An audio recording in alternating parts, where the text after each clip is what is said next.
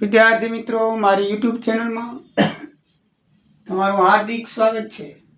આજે આપણે ધોરણ 11ની અંદર ધંધાકીય એકમોના નાણાકીય હિસાબોમાં હવાલાની અસરો આપતી વખતે શું બાબત ધ્યાનમાં રાખવી। હવાલા તો આપણે જોઈ ગયા બધાએ, બરાબર છે, કઈ રીતે અસર આપી, પણ એમાં ધ્યાન શું રાખવાનું એ તમને થોડુંક જણાવી દઉં। અને ઘણી વખત આપણને કાચા સરવૈયાની બાકી ઉપરનું ખ્યાલ નથી આવતો। ઘણી વખત તો આપણને ઉધાર બાકી ને જમા બાકી એમ કરીને આપી દે છે કાચા સરવૈયામાં, પણ એના સિવાય બીજી આ રીતે આપે, મૂડીના ઉપાડ આપી દે, બસ બાકીનું નામ ન લખે, મૂડીના ઉપાડને સામે રૂપિયા લખી નાખે 40,000 ને 50,000, તો આપણને મૂડીના ઉપાડમાં કઈ ઉધાર બાકી ને કઈ જમા બાકી એ કાંઈ ખબર પડે નહીં। તો એના વિશે કઈ બાકીઓ કેવી રીતે લખવી બરાબર ધ્યાનમાં આવે, એટલા માટે એ પણ મેં આપેલું છે। તો સૌથી પહેલાં હવાલાની બાબતમાં કઈ વસ્તુ ધ્યાનમાં રાખવી, તો પહેલું છે કે હવાલાની ઓછામાં ઓછી 2 અસરો આપવામાં આવે। હવાલાની અસર હંમેશા 2 બાજુ હોય, ઉધારની ઉધાર બાજુ, જમાની જમા બાજુ અસર હોય। અને વીમા કંપની હોય તો 3 અસર થાય છે। વીમા કંપની હોય તો 3 અસર થાય છે, એ આપણે હવાલા વખતે જોઈશું।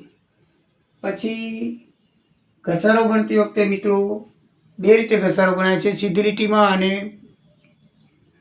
ઘટતી જતી બાકીમાં। તો સીધી લીટીમાં હંમેશા પડતર કિંમત ઉપર ઘસારો ગણાય અને ઘટતી જતી બાકીમાં હંમેશા શરૂઆતની બાકી ઉપર ઘસારો ગણાય। જો આ બાકીઓ ન હોય તો આપણે શોધવી પડે, બરાબર છે। દાખલામાં આવશે ત્યારે કઈ રીતે શોધાય આપણે જણાવશું। આખરના સ્ટોકમાં તેની મૂળ કિંમત અને બજાર કિંમત આપેલી હોય તો બેમાંથી જે ઓછી હોય તે લેવાની, એ આપણે ઘણી વખત કીધેલું છે। અને એમાં આખરના સ્ટોકનો રિપેરિંગ ખર્ચ આપેલો હોય તો એ બાદ કરીને પછી આપણે લેવાનું, બરાબર છે। દાખલા તરીકે આખર સ્ટોકની બજાર કિંમત 70,000 છે અને મૂળ કિંમત 50,000 છે, તો 50,000 ઓછા હોવાથી દાખલામાં 50,000 લેવાય। દાખલામાં શું લેવાય? 50,000। અને 5,000 રિપેરિંગ ખર્ચ આપેલો હોય તો 50,000માંથી 5,000 બાદ કરી અને 45,000 લખાય, ને રિપેરિંગ ખર્ચ છે એ નફા નુકસાન ખાતાની ઉધાર બાજુ લખાય। પછી ઘણી વખત આખર સ્ટોક ટકાવારી આપી ટુકડે ટુકડે ગણવાનો હોય છે, તો તે મુજબ ગણી દરેક ભાગમાં જે ઓછી કિંમત હોય તેની સરવાળો કરી આખર સ્ટોકની કિંમત લેવી। મિત્રો, ઘણી વખત આખર સ્ટોકમાં આપણને ટકાવારી આપીને એના અલગ અલગ ભાગ કરીને આપણે ગણવાનું કહે છે। કેવી રીતે? દાખલા તરીકે આવી રીતે કે 2 લાખનો આખર સ્ટોક છે, એમાં 40% માલની બજાર કિંમત 20% વધુ છે અને 30% માલની બજાર કિંમત 20% ઓછી છે, જ્યારે બાકીના માલમાં 5,000નો રિપેરિંગ ખર્ચ જરૂરી છે। આવી રીતે આપે તો આપણે આખરનો સ્ટોક કેવી રીતે ગણવો? દાખલા તરીકે આ રીતે આપણને આપ્યું છે, તો પહેલાં તો આખરનો સ્ટોક 2 લાખ લખી નાખવાનો। હવે શું કહે છે કે આખર સ્ટોકમાં 40% માલ, તો આખરનો સ્ટોક 2 લાખ, તો 40% માલ એટલે 80,000, બરાબર છે। 40% માલની બજાર કિંમત 20% વધુ છે, બરાબર છે। તો આના 20% વધુ છે તો 10% 8,000 થાય, 1 મિનિટ કાઢી નાખો, તો 20% 16,000 થાય, 16,000 ઉમેરી દો એટલે એની બજાર કિંમત 96,000 થઈ। સમજાઈ ગયું કે માલના 40%ની કિંમત 20% બજાર કિંમત વધારે છે, તો મૂળ કિંમત આવશે 40% 80,000 પ્લસ એમાં 20% ઉમેરી દઈએ, ચોખ્ખું લખી દઈએ 40% માલની કિંમત, 40% માલ એટલે 80,000 ની બજાર કિંમત 20% વધુ છે, તો બજાર કિંમત શોધવા માટે એમાં 20% ઉમેરી દઈએ, 80,000 ના 20% 16,000 એટલે 96,000 રૂપિયા બજાર કિંમત થઈ। હવે આગળ વાંચી 30% માલની બજાર કિંમત, તો 30% માલની બજાર કિંમત 20% ઓછી છે, બરાબર છે। 30% માલ, તો 30% માલ 60,000 થાય, તો એની બજાર કિંમત કેટલી છે? 20% ઓછી છે, તો 60,000 ના 20% 10% 6,000, 20% 12,000, એમાંથી 12,000 બાદ કરો એટલે 48,000 બજાર કિંમત થાય। ચોખ્ખું લખ્યું છે 30,000 માલની બજાર કિંમત, 30% માલ એટલે 60,000, એની બજાર કિંમત 20% ઓછી છે, એટલે કે મૂળ કિંમત કરતાં 20% ઓછી છે, એટલે 60 ના 20 એટલે કેટલી બાદ કરો એટલે 48,000 બજાર કિંમત થઈ। એટલે જુઓ 30%ની બજાર કિંમત કેટલી થઈ? 20% ઓછી, અને બાકીનો માલમાં 5,000 રિપેરિંગ ખર્ચે। હવે 60 ને 80 40 વપરાઈ ગયા, તો બાકીનો 80%, 60,000 રહ્યા, એમાં 5,000 રિપેરિંગ ખર્ચ હંમેશા બાદ થાય, એટલે એને 55,000 બજાર કિંમત થાય। મૂળ કિંમત 60,000 થાય, એમાંથી રિપેરિંગ ખર્ચ હંમેશા બાદ કરવાનો, તો એની બજાર કિંમત કેટલી કહેવાય? 55,000। તો આ રીતે 3 પાર્ટ પાડીને મિત્રો આપણને આખરનો સ્ટોક શોધવાનો થયો. હવે આખરનો સ્ટોક શોધવો હોય તો આ બેમાં ઓછી કઈ 80 ને 96 મૂળ કિંમત કે બજાર કિંમત, તો મૂળ કિંમત તો 80,000 લેવાની. આ બેમાં ઓછી કઈ 60,000 કે 48,000, તો બજાર કિંમત 48,000 લેવાની. આ બેમાં કઈ ઓછી મૂળ કિંમત કે બજાર કિંમત, તો બજાર કિંમત 55,000 લેવાની. તો જે ઓછી હોય લેવાની. ત્રણેય ભાગમાં આપણે ત્રણે ઓછી લીધી, ત્રણેયનું ટોટલ માર્યું તો 1,83,000 રૂપિયા આખર સ્ટોક આવે. તો આ રીતે કટકે કટકે આપણને ભાગ આપીને કે ને તો ત્રણેય કટકામાંથી જે ઓછી હોય ત્રણેય લેવાના અને પછી ત્રણેયનો સરવાળો કરવાનો. 2 ભાગ આપેલા હોય તો 2 ભાગમાં ઓછું આપે અને 2નો સરવાળો કરવાનો. આ રીતે આખરનો સ્ટોક શોધવાનો. પડી ગઈ ખબર? પછી કાચા સળિયામાં કોઈ પણ બાકી સાથે તારીખ, ટકાવારી કે કોઈ પણ માહિતી આપેલી હોય તો એને છુપો હવાલો કહેવાય. શું કહેવાય એને? છુપો હવાલો. મેં તમને છુપા હવાલામાં સમજાવી દીધું છે કે તારીખ હોય, ભાડાપટ્ટા મકાનની હોય, પગારની હોય.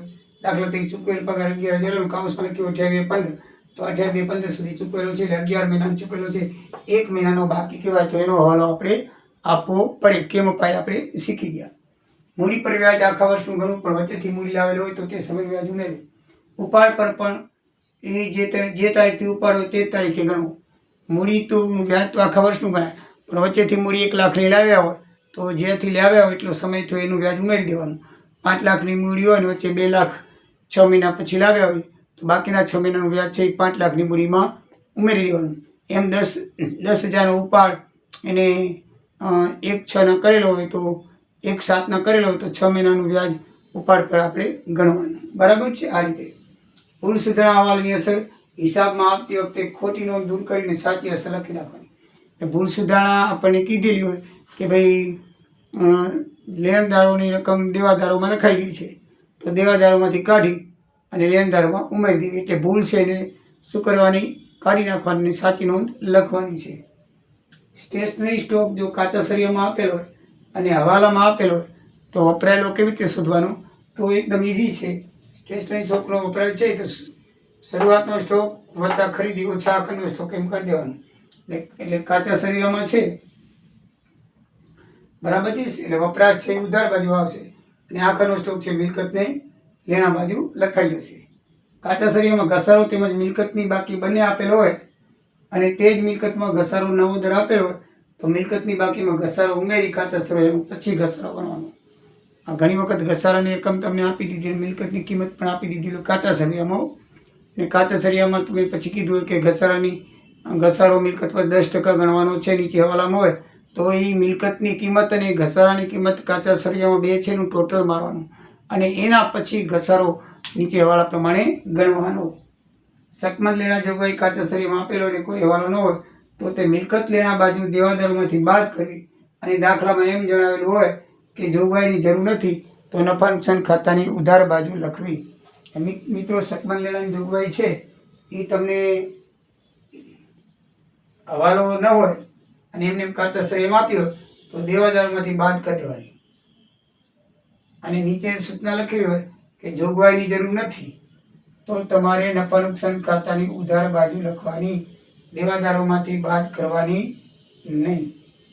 સમજાઈ ગયું? આ બાબત બરાબર ધ્યાન રાખજો. પછી કાચા સળિયામાં મિલકતની વેચાણ કિંમત તેમજ ચોપડી કિંમત 2 આપેલા હોય તો પાકા સળિયામાં મિલકત ઓછા મિલકત અને લેણા બાજુમાં મિલકતમાંથી ચોપડી કિંમત બાદ કરી નાખવાની અને જે તફાવત આવે એ ક્યાં ઉમેરી દેવાનો? નફા નુકસાન ખાતાની ઉધાર બાજુ લખી નાખવાનું. દેવાદારો સાથે સંકળાયેલ હવાલાની અસર આપે પછી કાલખાદ અનામત, વટાવ અનામત કે શકમત લેણા અનામતની જોગવાઈ કરી. કોઈ પણ અનામતની જોગવાઈ દેવાદારો પર કરવાની હોય કે લેણદારો પર કરવાની હોય તો પહેલાં હવાલાની અસર આપી દેવી અને પછી જ અનામતની જોગવાઈ કરવી. બરાબર? આ બાબત ધ્યાનમાં રાખજો.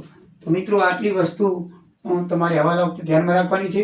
હવે પાકા સળિયામાં તમને ખાલી એમ લખ્યું હોય મૂડીને ઉપાડે સામે રકમ લખી હોય તો કઈ ઉધાર બાકી કઈ જમા બાકી શું ખબર પડે?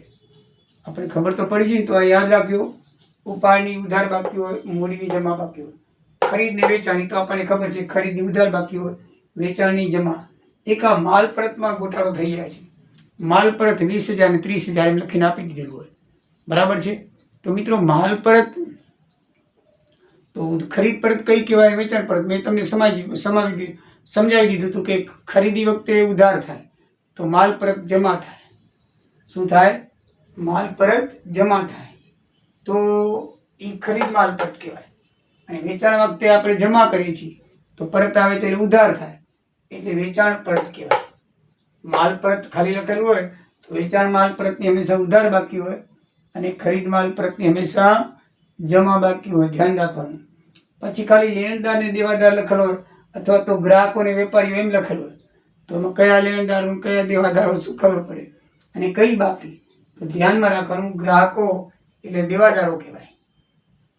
આપણે જેના પાસે માંગીએ છીએ, આપણા ગ્રાહકો આપણી પાસે લઈ ગયા હોય એટલે આપણે એના પાસે માંગીએ એટલે આપણા દેવાદારો એટલે ગ્રાહકો કહેવાય. અને આપણા માથે જે માંગે છે, આપણે જે વસ્તુ ખરીદી છે એ વેપારીઓ પાસે જ લીધી હોય એટલે લેણદારો છે એ આપણે દેવું ચૂકવાનું છે એટલે લેણદારો છે એ વેપારીઓ કહેવાય. લેણદારો શું કહેવાય? વેપારીઓ. એટલે આવું ગ્રાહકો ને વેપારીઓ લખેલું હોય એ ગ્રાહકો એટલે દેવાદારો માનવાના અને વેપારીઓ એટલે લેણદાર માનવાના. લેણદારની ઉધાર બાકી હોય, દેવાદારની ઉધાર બાકી હોય, મિલકત છે, લેણદાર આપણું દેવું છે એટલે એની હંમેશા જમા બાકી હોય. દેવાની જમા બાકી હોય, મિલકતની ઉધાર બાકી હોય. બરાબર ધ્યાનમાં રાખવાનું. આ એક બહુ વસ્તુ જોવાની, દેવું ને લેણું એમાં ગોટાળો થતો હોય છે. દેવું એટલે શું અને લેણું એટલે શું? તો મિત્રો, લેણું એટલે કે આપણે જેનામાંથી માંગીએ છીએ કે આપણી મિલકત છે એની ઉધાર બાકી હોય, લેણું. અને દેવું એટલે આપણે જેને દેવાના છે, ગણિત કે મારામાં દેવું ઘણું છે તો એ આપણી જવાબદારી છે એની હંમેશા જમા બાકી હોય. દેવું એટલે આપણા માથે દેવું, લેણું એટલે આપણે માંગીએ છીએ એટલે એ આપણા શું કહેવાય? દેવાદારો કહેવાય. આ લેણદાર કહેવાય. લેણું અને દેવું આ ઘણી વખત આ ત્રણમાંથી કોઈ પણ એક લખેલો હોય, લેણું, દેણું, ગ્રાહક, વેપારી કે લેણદાર, દેવાદાર. તો આ તફાવત તમે સમજી લેજો. પછી ગાલખાદ અને સકમલ લેણામત. તો ગાલખાદની હંમેશા ઉધાર બાકી હોય તો સકમલ અનામત હંમેશા જમા બાકી હોય, કારણ કે દેવાના હોય, મૂડીને દેવા બાજુ હોય. એ કોઈ પણ અનામત હોય દેવા બાજુ આવે. બરાબર છે? એની જમા બાકી હોય. પછી વટાવ અનામત ખાલી લખેલું હોય તો હવે દેવાદાર ઉપર છે કે લેણદાર ઉપર? તો ધ્યાન રાખજો, ઉધાર બાકી છે લેણદાર વટાવ કહેવાય, જમા બાકી છે દેવાદાર વટાવ અનામત કહેવાય. લેણદાર ઉપર વટાવ અનામત કાપવાની હોય તો એની ઉધાર બાકી હોય અને દેવાદારો ઉપર વટાવ અનામત કાપવી હોય તો જમા બાકી હોય. બરાબર છે? તો આ બરાબર સમજી લેવાનું. ખાલી ઊંડીઓ લખી હોય ઉધાર બાકી ને જમા બાકી ઉપર, એ ઉધાર બાકીમાં 50,000, જમા બાકીના 20,000. તો કઈ લેણી ઊંડી ને કઈ દેવી ઊંડી? તો ઉધાર બાકી વાળી લેણી ઊંડી કહેવાય, આ દેવી ઊંડી કહેવાય. રોકડ અને બેંકમાં લખ્યું હોય રોકડ 50,000 અને જમા બાકીમાં લખ્યું હોય 60,000. ઉધાર બાકી લખ્યું હોય તો 60, ઉધાર બાકીમાં લખ્યું અહીંયા 50,000 લખેલા અને અહીંયા 60,000 લખવા. તો આપણે સમજવું શું? તો મિલકતની ઉધાર બાકી હોય એટલે હાથ ઉપર રોકડ છે ને એ 60,000 હોય અને જમા બાકી એટલે એ આપણું દેવું કહેવાય. એ હંમેશા બેંક ઓવરડ્રાફ્ટ હોય, એ ધ્યાનમાં રાખવાનું. ઓડી કહેવાય. આમ રોકડ અને બેંક લખ્યું હોય ને તો રોકડની ઉધાર બાકી હોય ને બેંક ઓડીની ઓવરડ્રાફ્ટની જમા બાકી હોય. એમ લખશે નહીં બેંક ઓવરડ્રાફ્ટ, આમ જ લખશે રોકડ અને બેંક 40,000 અને 50,000. આપણને એમ થાય કે રોકડ કહીને બેંક વળી એટલે શું? તો રોકડની ઉધાર બાકી હોય એ કેસ રોકડ અને બેંકની જે જમા બાકી લખી છે ને એ કેસ નહીં મિત્રો. જમા બાકી એટલે ઓવરડ્રાફ્ટ, આપણા માથે માંગે છે, આપણું દેવું છે એટલે એને બેંક ઓડી કહેવાય. ઘણી વખત ઓડી ન લખે ને અહીંયા આમ લખી નાખે બેંક. તો ધ્યાનમાં રાખવાનું. વટાવ અહીંયા લખે 50,000 અહીંયા લખે 40,000. તો એમાં આપણે વટાવ આપેલો વટાવ કેવો કહેવાય ને મળેલો વટાવ કહેવાય. તો ઉધાર બાકી હોય ને એ આપેલો વટાવ કહેવાય અને જમા બાકી હોય ને એ મળેલો વટાવ કહેવાય. એ સમજી લેવાનું. વ્યાજ ને ડિવિડન્ડ. તો વ્યાજ ખર્ચ છે હંમેશા ઉધાર બાકી હોય, ડિવિડન્ડ આવક છે હંમેશા જમા બાકી હોય. તો ઉધાર બાકી ને જમા બાકી. પરચુરણ ખર્ચની હંમેશા ઉધાર બાકી હોય અને આવકની હંમેશા જમા બાકી હોય. તો ખબર પડશે. મિલકતની હંમેશા ઉધાર બાકી હોય અને એના ઉપર ફંડ છે કસારા ફંડ એ હંમેશા જમા બાકી હોય, કારણ કે ભવિષ્યમાં કાપવામાં આવશે. એ બેંક ઓડી તથા વ્યાજ. તો બેંક ઓડી તો બેંક ઓવરડ્રાફ્ટ છે અને વ્યાજ બે ભેગા આપેલા હોય. તો તમને ખબર છે કે બેંક ઓવરડ્રાફ્ટ તો એ જમા બાજુ જ આવે અને એનું વ્યાજ છે ખર્ચ છે એ ઉધાર બાજુ આવે. વ્યાજ એનું ઉધાર બાજુ આવે. બરાબર છે? ચાલુ મિલકતની જવાબદારી. તો મિલકતની હંમેશા ઉધાર બાકી હોય, જવાબદારીની જમા બાકી. એ તો તમને ખબર જ છે. ધીરેલી લોન ને વ્યાજ, આપણે કોઈને ધીરેલી લોન હોય એ આપણી મિલકત કહેવાય એટલે એની ઉધાર બાકી હોય, અને તેનું વ્યાજ એ આપણી આવક છે એટલે એની જમા બાકી હોય. લીધેલી લોન એ આપણું દેવું કહેવાય, બરાબર છે. તો એ જમા બાજુ આવે, મૂડીને દેવા બાજુ, અને એનું વ્યાજ છે એ આપણે ખર્ચ કહેવાય એટલે ઉધાર બાજુ. લીધેલી લોનનું વ્યાજ ખર્ચ થાય. પ્રોવિડન્ટ ફંડમાં રોકાણો અને તેનું વ્યાજ, એ પ્રોવિડન્ટમાં રોકાણો છે, રોકાણ કોઈ પણ વસ્તુ હોય એ આપણી મિલકત કહેવાય, ઉધાર બાકી હોય, અને એના ઉપર જે વ્યાજ આવે ને એ આપણી આવક કહેવાય એટલે એ જમા બાજુ આવે, આ ઉધારમાં આવે.